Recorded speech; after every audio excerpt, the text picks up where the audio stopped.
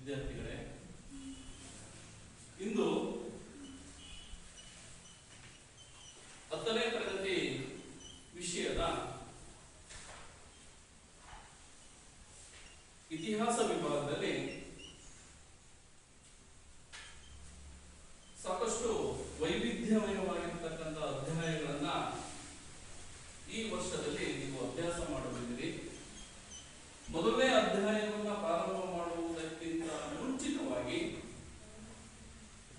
ಈ ಅಧ್ಯಾಯಕ್ಕೆ ಸಂಬಂಧಿಸಿದ ಪೂರಕವಾಗಿರುವಂತಹ ಸ್ವಾರಸ್ಯಕರವಾಗಿರತಕ್ಕಂತಹ ಕಥೆಯೊಂದಿಗೆ ಇಂದಿನ ಅಧ್ಯಾಯವನ್ನ ಪ್ರಾರಂಭಿಸೋಣ. ಹಾಗಾದ್ರೆ ವಿದ್ಯಾರ್ಥಿಗಳೇ, ಇವತ್ತು ನೌಕಾಯಾನಕ್ಕೆ ಸಂಬಂಧಿಸಿದಂತೆ ಯುರೋಪಿನ ಅನೇಕ ದೇಶಗಳಲ್ಲಿ ಪೂರ್ವ ದೇಶಗಳಿಗೆ ಹೊಸ ಜಲಮಾರ್ಗವನ್ನ ಕಂಡುಹಿಡಿಯುವುದಕ್ಕೆ ಸಂಬಂಧಿಸಿದಂತೆ ಯಾವೆಲ್ಲ ಬೆಳವಣಿಗೆಗಳು ನಡೆದವು ಎನ್ನುವಂಥದ್ದನ್ನ ನೋಡುವುದಾದರೆ, ಕ್ರಿಸ್ಟೋಫರ್ ಕೊಲಂಬಸ್ ಎನ್ನುವಂತಹ ಒಬ್ಬ ಸಾಹಸಿ ನಾವಿಕನಿದ್ದ. ನಾವಿಕ ಎಂದರೆ ಹಡಗನ್ನ ಮುನ್ನಡೆಸುವವನನ್ನ ನಾವಿಕ ಎಂದು ಕರೆಯುತ್ತೇವೆ. ಕೊಲಂಬಸ್ ಮೂಲತಃ ಇಟಲಿ ದೇಶಕ್ಕೆ ಸೇರಿದವನು. ಬಹಳಷ್ಟು ಬಡತನದಲ್ಲಿ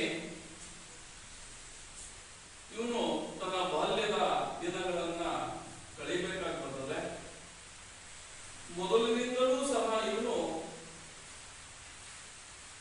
ಸಮುದ್ರಯಾನಕ್ಕೆ ಸಂಬಂಧಿಸಿದಂತೆ ಸಾಕಷ್ಟು ಆಸಕ್ತಿಯನ್ನ ಹೊಂದಿರತಕ್ಕಂಥ ವ್ಯಕ್ತಿತ್ವ ಇವನು.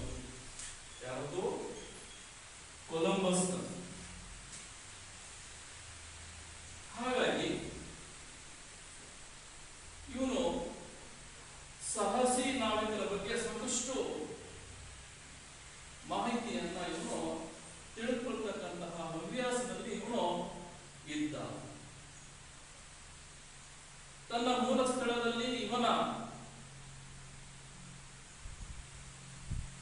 ಚಿಂತನೆಗಳಿಗೆ ಹೆಚ್ಚಿನ ಪ್ರೋತ್ಸಾಹ ಸಿಗದೇ ಇದ್ದದ್ದಕ್ಕಾಗಿ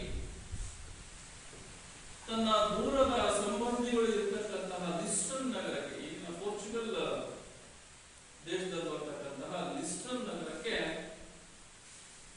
ವ್ಯಾಪಾರಿ ನೌಕೆಯನ್ನೇರಿ ಬಂದ. ವ್ಯಾಪಾರಿ ನೌಕೆ ಅಂತ ಹೇಳಿದ್ರೆ ಆಗಿನ ಕಾಲದಲ್ಲಿ ವ್ಯಾಪಾರ ಮಾಡಿಕೊಂಡಂತಹ ವಸ್ತುಗಳನ್ನ ಅಕ್ಕಪಕ್ಕದ ದೇಶಗಳಿಗೆ ಕೊಂಡೊಯ್ತಕ್ಕಂತಹ, ಸಮುದ್ರದಲ್ಲಿ ಕೊಂಡೊಯ್ತಕ್ಕಂತಹ ಒಂದು ಹಡಗು. ಅದರಲ್ಲಿ ಅವನು ಲಿಸ್ಟನ್ ನಗರಕ್ಕೆ ಬರ್ತಾನೆ. ಅಲ್ಲಿ ತನ್ನ ಸಹೋದರನೊಂದಿಗೆ ಸೇರಿಕೊಂಡು ಸಮುದ್ರಯಾನಕ್ಕೆ ಸಂಬಂಧಪಟ್ಟಂತೆ ಸಾಕಷ್ಟು ವಿಷಯಗಳಲ್ಲಿ ಹೆಚ್ಚಿನ ಮಾಹಿತಿಯನ್ನು ತಿಳಿದುಕೊಳ್ತಕ್ಕಂತಹ ಪ್ರಯತ್ನ ಮಾಡ್ತಾನೆ. ಪೋರ್ಚುಗಲ್ನಲ್ಲಿರ್ತಕ್ಕಂತಹ ರಾಜ ರಾಣಿಯರು ಈ ಸಮುದ್ರಯಾನಕ್ಕೆ ಕೊಟ್ಟಂತಹ ಪ್ರೋತ್ಸಾಹವನ್ನು ನೋಡಿ ತಾನೂ ಸಮುದ್ರಯಾನ ಮಾಡಬೇಕು, ಪೂರ್ವ ದೇಶಗಳಿಗೆ ಹೊಸ ಜಲಮಾರ್ಗವನ್ನು ಕಂಡುಹಿಡಿಯಬೇಕು ಎನ್ನುವಂತಹ ತನ್ನ ಮನದಾಸೆಯನ್ನ ವ್ಯಕ್ತಪಡಿಸ್ತಾನೆ. ಆದ್ರೆ ಇಲ್ಲಿಯೂ ಸಹ ಅವನಿಗೆ ಯಾವುದೇ ಪ್ರೋತ್ಸಾಹ ಸಿಗೋದಿಲ್ಲ. ಇವನೇ ಬಾರಿ, ಇವನು ಸಮುದ್ರ ದಾಟ್ಕೊಂಡು ಹೋಗಿ ನಮ್ಗೆ ಯಾರು ನಮ್ಮ ಕೈಗಾಗೋದೆಲ್ಲ ಇವನು ಕಂಡುಹಿಡಿದು ಬಿಡ್ತಾರೆ ಅನ್ನುವಂತಹ ತಾತ್ಸಾರದಿಂದ ಅವನ್ನ ನೋಡ್ತಕ್ಕಂಥವ್ರು ಹೆಚ್ಚಾಗ್ತಾರೆ.